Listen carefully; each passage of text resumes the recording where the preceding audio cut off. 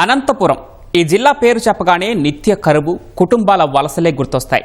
ఆ దుస్థితి మార్చుతూ ఉపాధి మార్గాలు చూపాలని తెలుగుదేశం గత ప్రభుత్వంలో ఎంతో ప్రయత్నం చేసినా మధ్యన 5 ఏళ్ల వైసీపీ ప్రభుత్వం ఆ స్ఫూర్తిని దెబ్బతీసింది.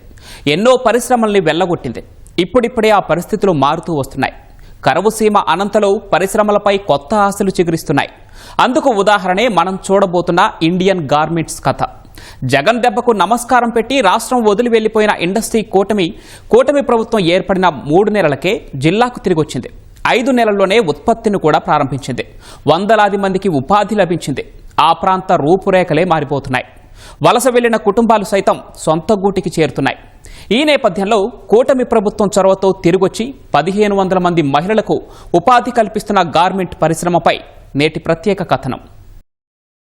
అత్యంత కరువు పీడిత ప్రాంతమైన ఉమ్మడి అనంతపురం జిల్లాలో ఏటా 4 లక్షల మంది వలస వెళ్తున్నారు. వలసల నివారణకు స్థానికంగానే ఉపాధి మార్గాలు చూపాల్సి ఉంటుంది. పరిశ్రమలను తీసుకురావాల్సి ఉంటుంది. కానీ వైసీపీ ప్రభుత్వం చేసిన నిర్వాకం నోటికాడి కూడును లాగేసుకున్నట్టయింది. గత తెదేపా ప్రభుత్వం ఎన్నో ప్రయత్నాలు చేసి ఓ పరిశ్రమను తీసుకొస్తే దాని యాజమాన్యాన్ని బెదిరించి వారిని అష్టకష్టాలు పెట్టి అది వెళ్లిపోవడానికి కారణమయ్యారు. కానీ కూటమి ప్రభుత్వం అధికారంలోకి వచ్చిన కొద్ది రోజుల్లోనే వైసీపీ పంపించేసిన పరిశ్రమను తిరిగి తీసుకొచ్చింది. 1500 మందికి ఉపాధి కల్పించింది. మడకశిర నియోజకవర్గ వాసుల జీవితాల్లో వెలుగులు నింపింది.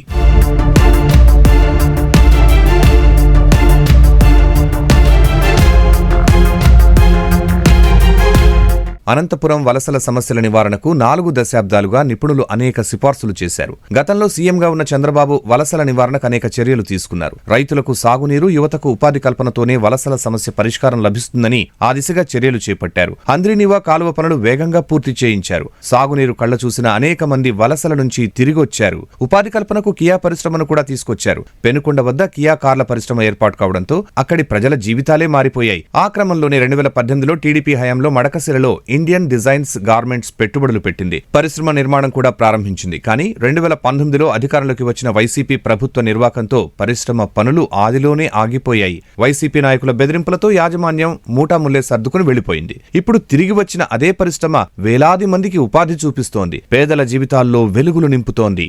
19లో ప్రభుత్వం, తెలుగుదేశం ప్రభుత్వం కోల్పోవడంతో వైఎస్ఆర్సీపీ రావడం, ఇక్కడ పలమనేరు తిప్పేస్వామి శాసనసభ్యుడు కావడం, ఆ యాజమాన్యాన్ని డబ్బులు డిమాండ్ చేస్తే వాళ్ళు ఎక్కడున్న నిర్మాణాన్ని అక్కడ వదిలేసి వెళ్ళిపోవడం జరిగింది.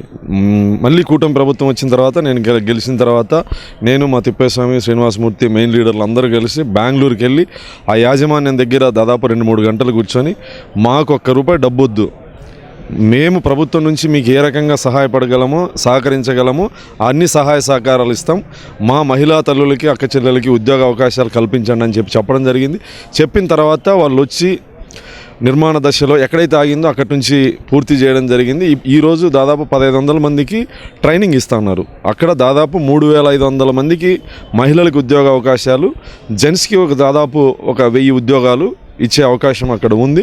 త్వరలో ట్రైనింగ్ పూర్తి అవుతానే ఖచ్చితంగా భారీగా గ్రాండ్గా ఓపెన్ చేసి 3500 మంది మహిళలకి ఉద్యోగ అవకాశాలు అక్కడ కల్పించబోతా ఉన్నాం.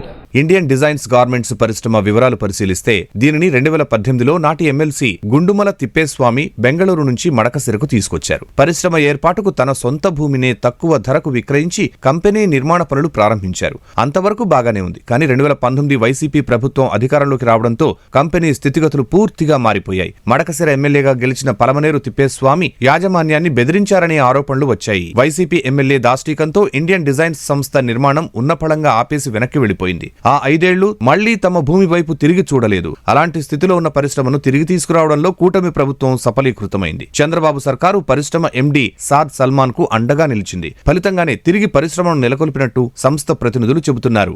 మా మడకశిరలో ఫ్యాక్టరీ ఓపెన్ చేయండి అనేసి మా మేనేజ్మెంట్ అడిగినారు. సో మేనేజ్మెంట్ డిసిషన్ తీసుకోలేదు అప్పుడు. సో ఆమె ఇంకా ఓకే, ఆడ కూడా ఎంప్లాయ్మెంట్ స్టార్ట్ చేస్తాము, literate persons are there, will develop that ఆ ఏరియాలో అనేసి యోచన చేసేసి ఓకే ఓపెన్ చేస్తాము అనేసి డిసిషన్ తీసుకునేటప్పుడు మేము వచ్చాము. ఈడ వచ్చేసి చూస్తే అంతా ఫారెస్ట్ ఏరియా. ఈ ఫ్యాక్టరీ ఓపెన్ అయితే ఏమన్నా పోతుందా, జరుగుతుందా, నడుస్తుందా అనేసి మాకు డౌట్ ఉందండి.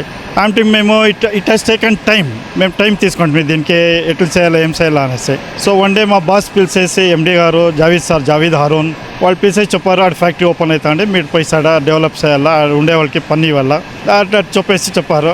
ఓకే మేము వచ్చాము చూసాము ఇక్కడ చూసేసి ఓకే డెవలప్ చేస్తాము అనేసి దెన్ వీళ్ళు మా ఎమ్మెల్యే గారు వచ్చారు, రాజు సార్ వచ్చేసి తిప్పేస్వామి గారు వచ్చేసి మీటింగ్స్ చేశారు. మీరు ఓపెన్ చేయండి మీకు ఏం కావాలో అంతా చేసిస్తామనేసి చాలా హెల్ప్ చేశారు.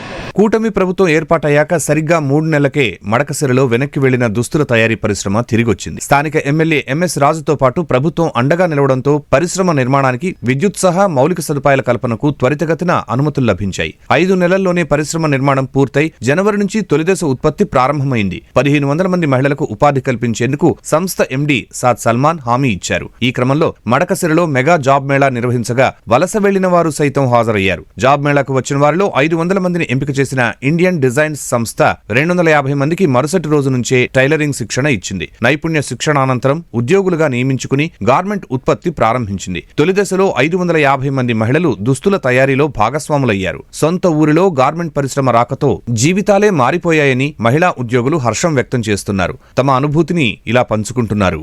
ఇంతకు ముందు అయితే మడిక్సిరాలో అసలు కంపెనీ అనేది ఉండేది కాదు సార్. ఎక్కువ ఏమన్నా పని కావాలంటే బెంగళూరుకి వెళ్ళి అక్కడ ఇక్కడ పని చేసేవాళ్ళము. నేను ఇప్పుడు మడిక్సిరాలో ఉన్నాను సార్. ఇక్కడ కంపెనీ ఓపెన్ అయ్యి మాకందరికీ ఒక లైఫ్ ఇచ్చినందుకు ఎంఎస్ రాజు సార్కి చాలా కృతజ్ఞతలు చెప్పుకుంటున్నాను సార్. ఇక్కడ మాకు పని రాకున్నా చెప్పి చేపిస్తారు సార్ మా సార్ వాళ్ళకి అందరికీ. అంటే మా మడిక్సిరా మండల్లో వచ్చేసి ఏ సంస్థలు లేవు, గార్మెంట్స్ కానీ ప్రజలకి ముందుకు వెళ్ళడానికి ఏ ఆపర్చునిటీస్ లేవు.